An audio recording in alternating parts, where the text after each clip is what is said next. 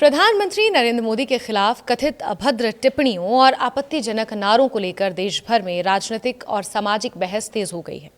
हाल ही के दिनों में सोशल मीडिया पर वायरल हुए कुछ भद्दे आपत्तिजनक वीडियो और पोस्टों के बाद इस मुद्दे ने व्यापक चर्चा का रूप ले लिया है। कई लोगों ने इस तरह की भाषा को लोकतांत्रिक मर्यादा के विपरीत बताते हुए इसकी कड़ी आलोचना की है।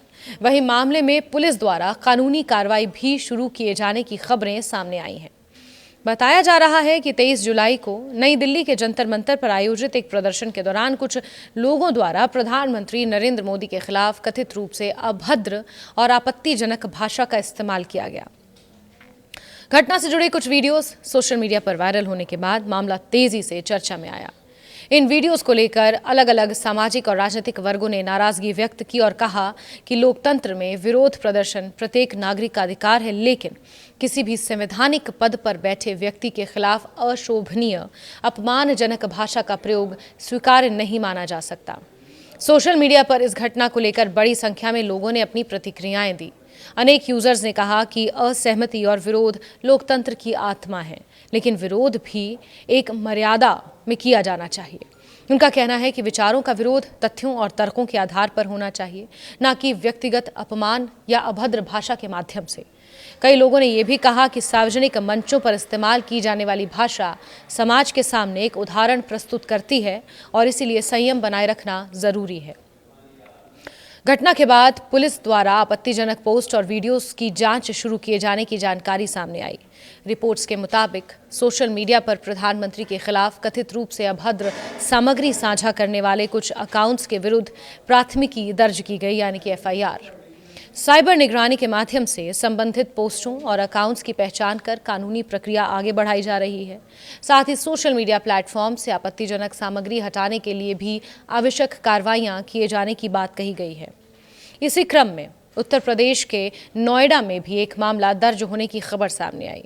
जो जानकारी मिली है उसके मुताबिक जंतर मंतर पर हुए प्रदर्शन के दौरान प्रधानमंत्री के खिलाफ अभद्र टिप्पणी करने के आरोप में एक युवती के विरुद्ध एक्सप्रेसवे थाने में 0 एफआईआर दर्ज की गई। इसके बाद संबंधित मामले को आगे की जांच के लिए सक्षम क्षेत्राधिकारी वाली एजेंसी को भेजने की प्रक्रिया शुरू की गई।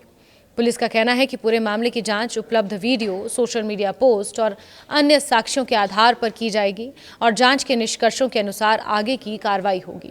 इस पूरे घटनाक्रम के बाद विभिन्न राजनीतिक नेताओं, सामाजिक संगठनों, सार्वजनिक जीवन से जुड़े लोगों ने भी अपनी प्रतिक्रियाएं दी हैं। कई लोगों ने कहा कि किसी भी लोकतांत्रिक व्यवस्था में विरोध और आलोचना का अधिकार सुरक्षित है, लेकिन व्यक्तिगत अपमान, अशोभनीय शब्दों और अभद्र नारों का प्रयोग लोकतांत्रिक संवाद को कमजोर करता है।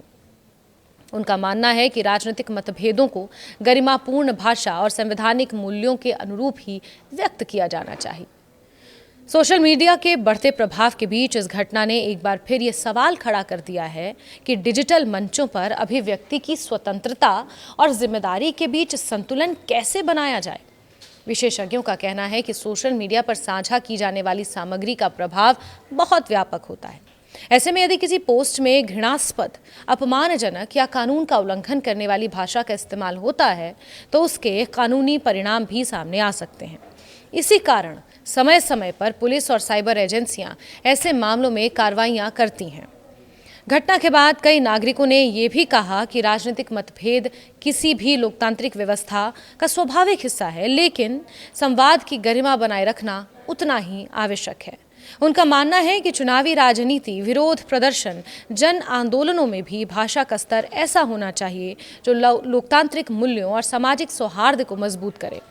कई प्रतिक्रियाओं में यह भी कहा गया कि किसी भी सार्वजनिक पद पर बैठे व्यक्ति के प्रति असहमति व्यक्त करने का अधिकार सभी को है, लेकिन वो संविधान और कानून की सीमाओं के भीतर होना जरूरी है।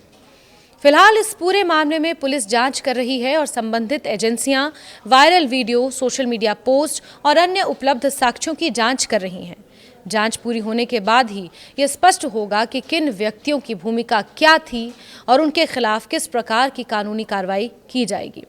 वहीं इस विवाद ने एक बार फिर सार्वजनिक विमर्श में भाषा की मर्यादा, सोशल मीडिया की जिम्मेदारी और लोकतांत्रिक संवाद के स्तर को लेकर व्यापक चर्चा समाज में छेड़ दी है।